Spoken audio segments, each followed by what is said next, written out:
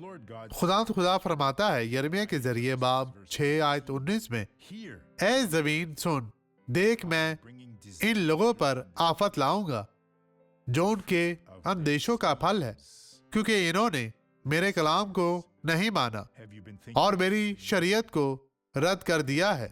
ये संजीदा है। क्या आप कुछ गलत सोच रहे हैं? क्या आप अपने बेहतर नसब को धोखा देने के बारे में सोच रहे हैं, अपने मालिक से कुछ लेने का? यह आप पर आएगा। खुदा सब कुछ देख रहा है। देख मेरे भाइयों, खुदा के पास आएं और अपनी बरकत पाएं। अब ये गवाही देखें और मैं वापस आऊंगा। मेरी बहन, आपको क्या हुआ था? 3 साल हो गए। 3 साल? क्यों? मैं गिर गई थी और मेरी टांग टूट गई थी और टखना भी टूट गया था। मैं डॉक्टर के पास गई, फिर चलने लगी।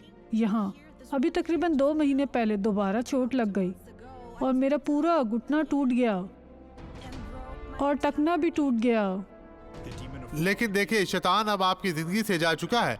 इसे अपने कंधे पर रखें, इसे कंधे पर रखें। अब आहिस्ता आहिस्ता चले, आगे बढ़े, आगे बढ़े, डरे बगैर, डरे बगैर। मैं आपके साथ हूँ। यीशु नासरी आपको बरकत दे रहा है। उसने आपको शिफा दी। चले बहन, चले चले, चलती जाए। आप मुझसे आगे हैं, इसका मतलब है कि आप शिफायाब हैं। अब आप बेहतर हैं। अब तकलीफ नहीं है। देखें,